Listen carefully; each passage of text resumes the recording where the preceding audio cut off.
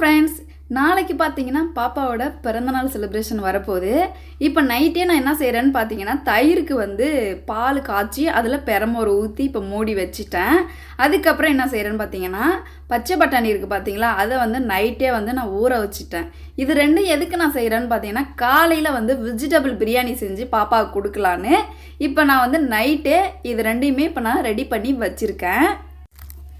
அடுத்த நாள் காலையில் பார்த்தீங்கன்னா பாப்பாவுக்கு வந்து கோன் போட்டு விட்டுருந்தேன். எனக்கு வந்து கோன்லாம் அதிகமாக போட தெரியாது, சிம்பிளாக தான் போடுவேன். அது மாதிரி இப்போ சிம்பிளாக ஒரு கோலம் வந்து போட்டு முடிச்சுட்டு கிச்சன் ஒர்க்கை இப்போ ஸ்டார்ட் பண்ணிட்டேன். இப்போ என்ன கிச்சன் ஒர்க்கில் பண்ணுறேன்னு பார்த்தீங்கன்னா, வெஜிடபிள் பிரியாணியும் தயிர் பச்சடியும் கேசரியும் தாங்க செய்ய போகிறேன். அதனால் இப்போ காய்கறியெலாம் வந்து கட் பண்ணுறதுக்கு எடுத்து வச்சுருக்கேன். நைட்டே நான் பெரக்கி ஊற்றி வச்சுருந்த தயிர் பாருங்கள், இப்போ சூப்பராக வந்துடுச்சு. எவ்வளோ கெட்டியாக இருக்குது பாருங்கள். ஒரு பக்கம் நம்ம தயிரும் வந்து சூப்பராக நம்ம ரெடி பண்ணிட்டோம். இன்னொரு சைடு வந்து அந்த பச்சை பட்டாணி நல்லா ஊறிடுச்சு. இதுக்கப்புறம் அரிசி வந்து நான் எடுத்து ஊற வச்சுருக்கேன். எவ்வளோ மெஷர்மெண்ட்டுன்னு பார்த்து, இவ்வளோ பேருக்கா இவ்வளோ அரிசி ஓகே அப்படிங்கிற மாதிரி பாசுமதி அரிசி எடுத்து நான் வந்து இப்போ ஊற வச்சு தண்ணியில் வச்சுட்டேன். நெக்ஸ்ட்டு பூக்கார் வந்தார். அவர்கிட்டேருந்து இப்போ நான் வந்து பூவும் வாங்கிட்டேன். பாப்பாவுக்கு ஸ்கூலுக்கு போகிறதுக்கு வச்சு விட்றதுக்கு அரும்பு, காக்கட்டான், கனகாம்பரம் மூணு பூவும் வாங்கிட்டேன். இப்போ பிரியாணி வைக்கிறதுக்காக எல்லாமே ரெடியாக நான் வந்து ரெடி பண்ணி வச்சுட்டேன். வெஜிடபிள்ஸ் கட் பண்ணி வச்சுட்டேன். அடுத்து நம்ம இஞ்சி பூண்டு பேஸ்ட் நான் எப்பயுமே அரைச்சி ஃப்ரிட்ஜில் ஸ்டோர் பண்ணி வச்சுருவேன். அதுவும் இப்போ ரெடியாக இருக்குது. இப்போ பிரியாணி பாத்திரத்தை எடுத்து நான் வந்து அடுப்பில் வச்சுருக்கேன். இதில் என்னென்ன ஆட் பண்ணியிருக்கேன்னு பார்த்தீங்கன்னா, நெய், எண்ணெய், அதில் கொஞ்சமாக பட்டை, அந்த ஐட்டம்ஸ் எல்லாமே காய்கறி எல்லாத்தையுமே வதக்கிட்டேன்.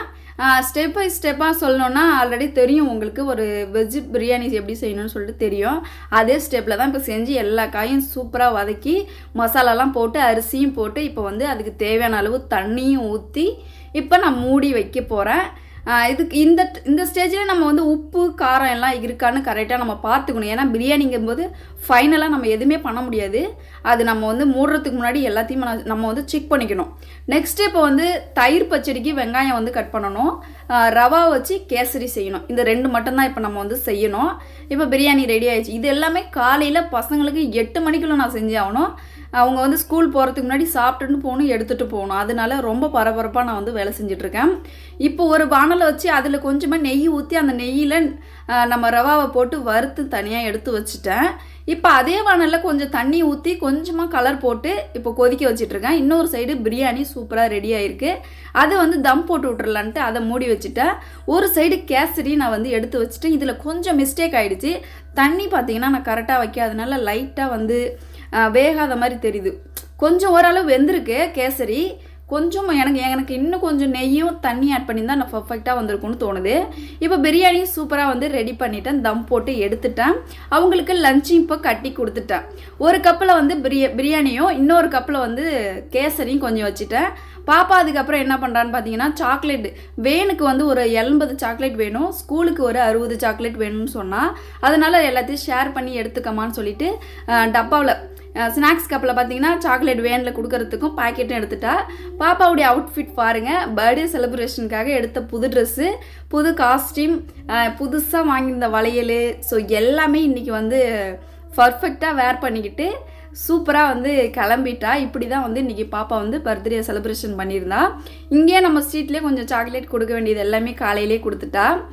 பாப்பாவோட டெலிவரி ஸ்டோரி எப்படின்னு சொல்லிட்டு நான் இப்போ சொல்கிறேன், கேட்டுக்கோங்க. நான் லைட்டாக சொல்கிறேன், அதுக்கப்புறம் நான் வந்து லாங் வீடியோவாக கொடுக்குறேன்.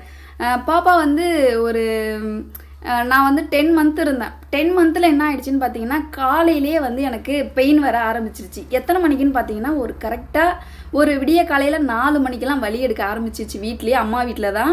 அவங்க அப்போ என்ன செஞ்சாங்கன்னு பார்த்தீங்கன்னா, இது பிரசவ வலியாக தான் இருக்குன்னு சொல்லிட்டு வெறும் வெள்ளைப்பாலில் சோடாவை கலந்து குடிக்க சொன்னாங்க. அதேமாதிரி ஒரு 1/4 லிட்டரு கிட்ட கொடுத்தாங்க. அதை குடித்ததும் வலி இன்னும் ஓவராக தான் ஆயிடுச்சு. அதனால் உடனே நாங்கள் என்ன பண்ணிட்டோம்னா, 6 மணி வரைக்கும் வீட்டில் இருந்து பார்த்துட்டு ஒரு 6:30 மணி 7 மணி போல் பக்கத்தில் தான் கமாபுரம், அங்கே ஜிஹெச்சுக்கு அப்பா வந்து பைக்கிலே என்னை உட்கார வச்சு கூட்டிகிட்டு போனார். பின்னாடி அம்மா வந்துட்டாங்க. நானும் அப்பாவும் பார்த்தீங்கன்னா பைக்கிலே போயிட்டோம். போனதுக்கப்புறம் என்ன ஆயிடுச்சுன்னு பார்த்தீங்கன்னா, 10 மணிக்கு தான் டாக்டர் வருவாங்க, நீங்கள் வெயிட் பண்ணுங்கன்னு சொல்லிட்டாங்க. அதேமாதிரி அந்த ஹாஸ்பிட்டலில் அந்த அடி வைத்த லேசாக வலி, அந்த பிரசவ வலிக்கு ஸ்டார்ட் ஆகிற வலி தான். அதே மாதிரி பார்த்தீங்கன்னா அந்த வலியோடு நான் உட்காந்துருக்கேன். அதுக்கப்புறம் டாக்டர் ஒரு 10 மணிக்கு வந்து செக்அப் பண்ணிவிட்டு சொன்னது என்னன்னு பார்த்தீங்கன்னா, ஈவினிங் உங்களுக்கு வந்து டெலிவரி ஆகிடும், நீங்கள் வந்து இங்கே ஸ்டே பண்ணுங்கன்னு சொல்லிட்டாங்க. அதே மாதிரி பார்த்தீங்கன்னா அன்னைக்கு ஃபுல்லாக கம்மாபுரம் ஹாஸ்பிட்டல்லே தான் நான் வந்து இருந்தேன். வெள்ளிக்கிழமை அன்னைக்கு காலையில் 6 மணிக்கு வலி எடுத்து நான் ஹாஸ்பிட்டல் போயிட்டு நைட்டு வரைக்கும் இருந்துட்டேன். நைட்டு டெலிவரி ஆகிடும்னு சொல்லிட்டு சிஸ்டர் சொல்லியிருந்தாங்க. நான், அம்மா, அப்பா 3 பேரும் நான் அழுவுறதை பார்த்துட்டு எங்கள் அப்பாவும் அழுகுறாங்க. அம்மா வந்து அழலை. அம்மாவுக்கு 2 காலுக்கு இடையிலே தான் உட்காந்து கிடப்பேன். அம்மா பிடிச்சிக்கிட்டு, அம்மா வலிக்குதுமான்னு சொல்லிட்டு அம்மா பிடிச்சிட்டே தான் உட்காந்துருந்தேன். அதுக்கப்புறம் சிஸ்டர் வந்து இல்லைம்மா இன்னும் கொஞ்சம் டைம் எடுக்கும் சொல்லியிருந்தாங்க. அப்புறம் நைட்டெலாம் சாப்பிட்டுட்டு திரும்ப பார்த்தீங்கன்னா காலையில் ஒரு 7 மணி போல் நைட்டு வெள்ளிக்கிழமை நைட்லேருந்து சனிக்கிழமை காலையில் வரைக்கும் நான் தூங்கலை. செம பெயினுங்க. வலி வரும். அந்த வலியை நான் வந்து அப்படியே ஆற்றி கொடுத்துருவேன். அந்த குழந்தை பிறக்கிற வலி வரும்போது அப்படியே ஆற்றி கொடுத்துருவேன். இல்லை அந்த வலியை நான் கரெக்டாக மெயின்டைன் பண்ணியிருந்தேன்னா கண்டிப்பாக நைட்டே பாப்பா வெள்ளிக்கிழமை நைட்டே குழந்தை பிறந்திருக்கும். அதை நான் வலியை ஆற்றி கொடுத்ததுனால என்ன ஆயிடுச்சுன்னு பார்த்தீங்கன்னா சனிக்கிழமை அன்னைக்கு காலையில் 7 மணி போல் சிஸ்டர்ஸ் எல்லாமே வர ஸ்டார்ட் பண்ணிட்டாங்க. ஒரு 4-5 சிஸ்டர் வந்திருந்தாங்க. வந்ததும் பார்த்தீங்கன்னா செம்ம வலி வந்துருச்சு. வலி அதிகமாக வந்துருச்சு. அதுக்கப்புறம் ஒரு 9:30 மணிக்கு என்னை சுற்றி 4-5 டாக்டர் இருக்கிறாங்க. டாக்டர்ஸு சிஸ்டர்ஸு எல்லாமே ஜிஹெச்சுக்கு வந்துட்டாங்க. வந்ததுக்கப்புறம் பார்த்தீங்கன்னா நார்மல் டெலிவரி தான். டக்குன்னு குழந்தைய வந்து கட் பண்ணி எடுத்துட்டாங்க. குழந்தைய எடுத்ததுக்கப்புறம் பார்த்தீங்கன்னா அம்மாவும் அப்பாவும் என்னோட சத்தம் நான் அவ்வளோ கத்தி கத்தி அழுதுட்டு இருக்கேன் உள்ளார. அவங்க வந்து ரொம்ப பயந்துக்கிட்டே வெளியில் நிற்கிறாங்க. அதுக்கப்புறம் பார்த்திங்கன்னா பாப்பா வந்து பிறந்ததும் பார்த்திங்கன்னா 2.5 கிலோ என்னமோ இருந்தா. கிலோ கம்மியாக தான் இருந்தா. பொண்ணுன்னு அப்புறம் தான் சொல்லியிருந்தாங்க. அதுக்கப்புறம் உடனே வந்து ஒரு அரை மணி நேரத்தில் என்னை வந்து பெட்டுக்கு மாற்றிட்டாங்க. சூப்பராக நடந்து தாங்க வந்தேன். நார்மல் டெலிவரினா அந்த குழந்தை பிறக்கிற வரைக்கும் தான் வலி. அதுக்கப்புறம் வலி கிடையாது. ஆப்ரேஷனுங்கும்போது ஆப்ரேஷன் பண்ணுறதுக்கு முன்னாடி வரைக்கும் வலி கிடையாது. குழந்தை பிறந்ததுக்கப்புறம் தான் வலி. 2 டிஃப்ரெண்ட் அவ்வளோதான். ஸோ பாப்பா அப்படி தாங்க டெலிவரி. ஆனால் இப்போ பாப்பாவுக்கு 11 வயசு வந்து ஸ்டார்ட் ஆயிடுச்சு. என் லைஃப்பில் எனக்கு ஃபஸ்ட்டு கிடைச்ச கிஃப்ட்டுன்னு சொன்னால் என்னோடய பொண்ணு தன்ஷிகா தான். அவள் வந்ததுக்கப்புறம் என் லைஃப்பில் ரொம்ப சந்தோஷமாக இருந்தேன். அவள் வந்து அவ்வளோ ஒரு நான் விட்டுட்டு எட்ட போவே மாட்டேன். அணைச்சிக்கிட்டு என் பொண்ணு கூடயே தான் நான் வந்து குழந்தையிலேருந்து இப்போ வரைக்கும் இருப்பேன். அது மாதிரி பார்த்திங்கன்னா டெலிவரி ஸ்டோரி நான் இன்னும் லாங்காக சொல்கிறேன். எப்படிலாம் வந்து ட்ரீட்மெண்ட் பண்ணினேன். அதுக்கப்புறம் வந்து சிம்பிளாக தான் இவளோட டெலிவரி செலவு எவ்வளோன்னு பார்த்தீங்கன்னா வெறும் 350 ரூபா தாங்க. அதுக்கு மேலே செலவே கிடையாது. ஏன்னா ஹாஸ்பிட்டல்லே பார்த்தீங்கன்னா 3 வேளையும் சாப்பாடு ஃப்ரீ. எந்த ஒரு மெடிசனும் காசு கொடுத்து வாங்கலை. 350 ரூபா எதுக்கு கொடுத்தோன்னா பாப்பாவோடைய அந்த பிறக்கும்போது கொடியெலாம் அள்ளி போடுவாங்க பாருங்க, அங்கே வேலை செய்வாங்களே வயசானவங்க, அவங்களுக்கு ஒரு 350 ரூபா கொடுத்தாங்க. அவ்வளோதாங்க. எந்த செலவும் கிடையாது பாப்பாவுக்கு. ஏன்னா எல்லாமே பழைய துணி தான். பாப்பா யூஸ் பண்ணுற துணி எல்லாம் பழைய துணி தான். ட்ரெஸ்ஸும் பார்த்தீங்கன்னா எல்லாம் கிஃப்ட்லாம் கொண்டுட்டு வந்திருந்தாங்க. அதனால் எந்த செலவும் ஹாஸ்பிட்டலில் பாப்பாவுக்கு செலவே இல்லை. அதுக்கப்புறம் பார்த்தீங்கன்னா இப்போது அம்மா வீட்டுக்கு என்னோடய மாமியார் வீட்டுக்கு நான் காலையில் செஞ்ச பிரியாணியை எடுத்துகிட்டு போகிறதுக்கு இப்போ ரெடி பண்ணிட்டேன். ஒரு கப்பு பார்த்தீங்கன்னா அம்மா வீட்டுக்கு, இன்னொரு கப்பு மாமியார் வீட்டுக்கு கொண்டு போய் கொடுத்துட்டு பாப்பாவுக்கு கேக் வாங்குறதுக்கு இப்போ நான் விருத்தாச்சலம் கிளம்பிட்டேன். விருத்தாச்சலம் போயிட்டு அங்கே வந்து பாப்பாவுக்கு வந்து ஒரு ஐஸ் கேக் ஒன்று, ஒரு நார்மல் கேக்கு, 2 கேக் வாங்கிட்டு வரலான்னு இப்போ இங்கே வீட்டிலே கிளம்பிட்டேன். பாப்பா வந்து ஸ்கூல் போயிருக்கா, தம்பியும் ஸ்கூல் போயிருக்கான். என்னோடய ஹஸ்பண்ட் பார்த்தீங்கன்னா அவர் வந்து வேலைக்கு போயிட்டார். கேக் வாங்கிட்டு வந்து அம்மா ஃபேமிலி, என்னோடய மாமியார் ஃபேமிலி 2 பேர் ஃபேமிலி சேர்ந்து தான் நாங்கள் வந்து வெட்ட போகிறோம். வேறு யாரும் கிடையாதுங்க. நான் என்ன நினச்சிட்டே போனேன், ஒரே ஒரு ஐஸ் கேக்கு 1 கிலோவில் வாங்கிடலான்னு சொல்லிட்டு அக்காட்ட சொன்னேன். அவங்க என்ன சொல்லியிருந்தாங்கன்னா, நீ 600 ரூபாயை ஒரே கேக்கில் போட வேணாம், சாதா கேக்கு வந்து 350 ரூபா வருது 1 கிலோ, அதில் வாங்கிக்கோ. 1/2 கிலோ வேணால் ஃப்ளாக் ஃபாரஸ்ட் வாங்கிக்கோ, அது வந்து 300 ரூபா தான் வரும்னு சொல்லியிருந்தாங்க. அதனால தான் சரி 2 கேக்கு வாங்கிட்டு வந்துடலான்ட்டு இப்போ நான் வந்து கிளம்பிட்டேன் வீட்டிலேருந்து. இப்போ விருத்தாச்சலம் போயிட்டு நம்ம வந்து 1 கிலோ 2 கிலோங்கிறதுலாம் ஆர்டர் கொடுக்கவே வேணாம். அது கடையிலே இருக்கும். நம்ம ஏன்னா காலையிலே போட்டிருப்பாங்க, ஃப்ரெஷ்ஷாக தான் இருக்கும். அதனால் நம்ம அங்கேயே வாங்கிட்டு வந்துடலான்ட்டு இப்போ வந்து கேக் ஷாப்புக்கு வந்துட்டேன். கேக் ஷாப்புக்கு இப்போ வந்திருக்கேன். இந்த எந்த கடைன்னு பார்த்தீங்கன்னா விருத்தாச்சலத்தில் கம்டிக்கிட்ட இருக்குது, லாவா கேக்குன்னு சொல்லிட்டு. இதில் வந்து ஆல் கேக் இருக்குது, நார்மல் கேக்கு கிடையாது, ஃபுல்லாக வந்து ஐஸ் கேக்கு தான் இந்த கடையில். அங்கே பார்த்துட்டு இப்போ நான் வந்து அருண் கேக் கடைக்கு வந்திருக்கேன். பாலக்கரையில் இருக்குது. ஸோ எல்லாருமே வந்து மோஸ்ட்லி வாங்குகிற விருத்தாச்சலத்தில் ஃபேமஸான 2 கடைன்னு பார்த்தீங்கன்னா அருண் கேக் கடை, இன்னொன்று லாவா கேக் கடை. இங்கே வந்துட்டு இந்த எல்லோ கலர் சூஸ் பண்ணியிருந்தேன். 3 கேக்கு தான் இருந்துச்சு, அதனால் எல்லோ நல்லா இருந்துச்சுன்னு இந்த எல்லோ கேக்கு தாங்க நான் சூஸ் பண்ணியிருந்தேன். ஹாப்பி பர்த்டே தன்ஷிகான்னு போடுங்க, இன்னைய டேட் போடுங்கன்னு சொல்லி பாப்பா பேர் எழுதி கொடுத்துட்டேன். அதே மாதிரி அவங்க எழுதவும் ஸ்டார்ட் பண்ணிட்டாங்க. மேலே எதுவும் டெக்கரேஷன்லாம் கொடுக்கலீங்களா அப்படின்னு கேட்டிருந்தேன். இல்லைம்மா ஆல்ரெடி டெக்கரேஷன் பண்ணி தான் இருக்குது, இதில் நாங்கள் வந்து நேம் எழுதி அதை மட்டும்தான் அப்படியே கொடுப்போம் அப்படின்னு சொல்லியிருந்தாரு. சரி அழகாக வச்சு எழுதி கொடுங்க அப்படின்னு நான் சொல்லியிருந்தேன். அதே மாதிரி அழகாக எழுதிட்டு இருக்கிறாங்க. அங்கே ஐஸ் கேக்கு பார்த்து வச்சுட்டு வந்திருக்கேன். இந்த கேக்கை வாங்கிட்டு அது போகிற வழியில் தான் இருக்குது, அதனால் போகும்போது வாங்கிக்கலாம்னு சொல்லிட்டு இந்த கேக்கை இப்போ நான் வந்து வாங்குறதுக்கு வந்திருக்கேன். இங்கேயும் பார்த்தீங்கன்னா எழுதி பில் பண்ணி இங்கே வச்சுட்டு கொஞ்சம் பர்ச்சேசிங் இருக்குது. பர்ச்சேஸ் முடிச்சுட்டு நம்ம வீட்டுக்கு போகும்போது 2 கடையிலையும் கேக் எடுத்துகிட்டு போயிடலான்னு சொல்லிட்டு எங்கெங்கே வாங்கினோ அங்கங்கே அந்தந்த கடையில் கேக்கை வச்சுட்டு தான் நான் பில்லு மட்டும் வாங்கிக்கிட்டேன். இப்போ அந்த பில்லை எடுத்துக்கிட்டு நான் அங்கேருந்து இப்போ நான் எங்கே போக போகிறேன்னு பார்த்தீங்கன்னா, பாப்பாவுக்கு கொஞ்சம் ட்ரெஸ் எடுக்கணும். யார் எடுக்க சொல்லியிருந்தாங்கன்னு பார்த்தீங்கன்னா, அவங்க சித்தி வந்து பாப்பாவுக்கு ட்ரெஸ் எடுத்துகிட்டு வந்துடுங்க அப்படின்னு சொல்லியிருந்தாங்க. அதனால ட்ரெஸ்ஸு ஷாப்புக்கு போயிருந்தேன். அருணில் போய் பார்த்தேன், செட் ஆகலை. அதுக்கப்புறம் பாலக்கரையில் இருக்கிற விஜய் ஹைடெக்ஸ் இருக்குது, அதுலேயும் பார்த்தேன், செட் ஆகலை. அதோட பாலக்கரையில் இருக்கிற அஸ்வியா டெக்ஸில் தான் இப்போ நான் வந்து ட்ரெஸ் வந்து பார்த்தேன். அதில் வந்து இந்த வெஸ்டர்னில் காட்டனில் நல்லா இருந்துச்சு. அதுக்கப்புறம் ஸ்கெட்டில் பார்த்தேன். சரி ஸ்கெட்டில் எடுப்போமே, பாப்பா கிட்ட ஸ்கெட்டு இல்லையான்னு சொல்லிட்டு அதில் பார்த்தா டிஷர்ட் வந்து ரொம்ப சின்னதாக இருக்குது, ஆனால் ஸ்கெட்டு நல்லா பெருசாக இருக்குது.